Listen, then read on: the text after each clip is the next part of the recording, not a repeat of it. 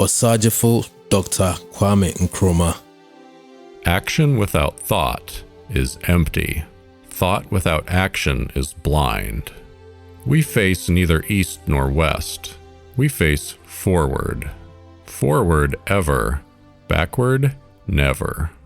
Those who would judge us merely by the heights we have achieved would do well to remember the depths from which we started. It is clear that we must find an African solution to our problems, and that this can only be found in African unity. Divided, we are weak. United, Africa could become one of the greatest forces for good in the world. I am not African because I was born in Africa, but because Africa was born in me.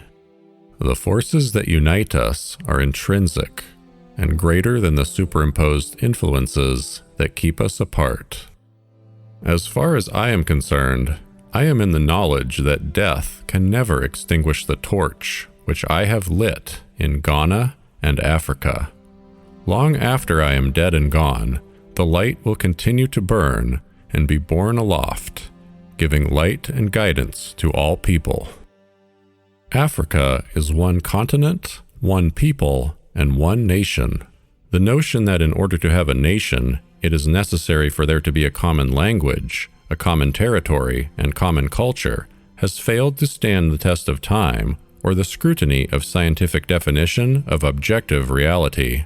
The community of economic life is the major feature within a nation, and it is the economy which holds together the people living in a territory. It is on this basis that the new Africans recognize themselves as potentially one nation, whose dominion is the entire African continent.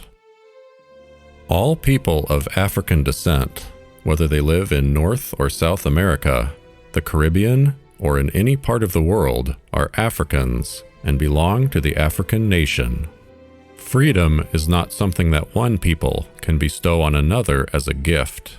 They claim it as their own, and none can keep it from them. Revolutions are brought about by men who think as men of action and act as men of thought. I believe strongly and sincerely that with the deep-rooted wisdom and dignity, the innate respect for human lives, the intense humanity that is our heritage, the African race, united under one federal government, will emerge not as just another world bloc to flaunt its wealth and strength, but as a great power whose greatness is indestructible, because it is built not on fear, envy, and suspicion, nor won at the expense of others, but founded on hope, trust, friendship, and directed to the good of all mankind.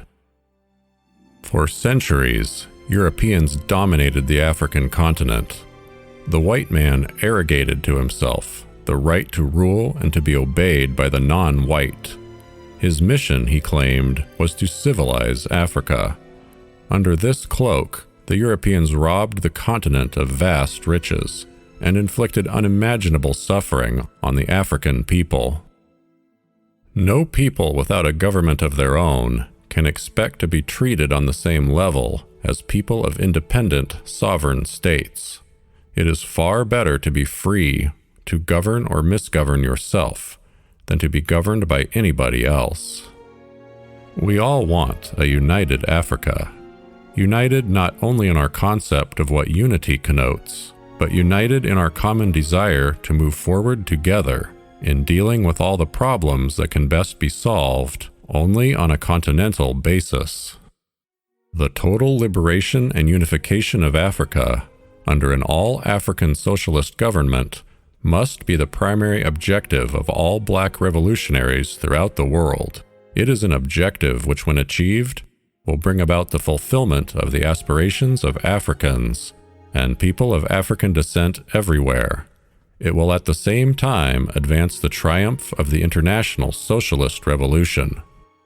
The essence of neocolonialism is that the state which is subject to it is, in theory, independent and has all the outward trappings of international sovereignty.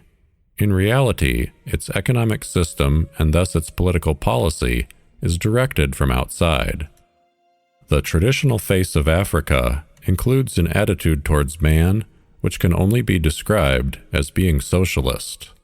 Countrymen, the task ahead is great indeed, and heavy is the responsibility, and yet it is a noble and glorious challenge, a challenge which calls for the courage to dream, the courage to believe, the courage to dare, the courage to do, the courage to envision, the courage to fight, the courage to work, the courage to achieve the highest excellencies and the fullest greatness of man. Dare we ask for more in life? It is far better to be free, to govern or misgovern yourself, than to be governed by anybody else. We have awakened. We will not sleep anymore. Today, from now on, there is a new African in the world. Africa is a paradox which illustrates and highlights neocolonialism. Her earth is rich, yet the products that come from above and below the soil continue to enrich not Africans predominantly, but groups and individuals who operate to Africa's impoverishment. All people of African descent, whether they live in North or South America, the Caribbean, or in any part of the world, are Africans and belong to the African nation. At long last, the battle has ended, and thus Ghana, your beloved country, is free forever. Freedom! Freedom! That new African is ready to fight his own battle and show that after all, the black man is capable of managing his own affairs. Thanks for watching Quotes HD. Comment to let us know your favorite quote, and please share with others. Be blessed.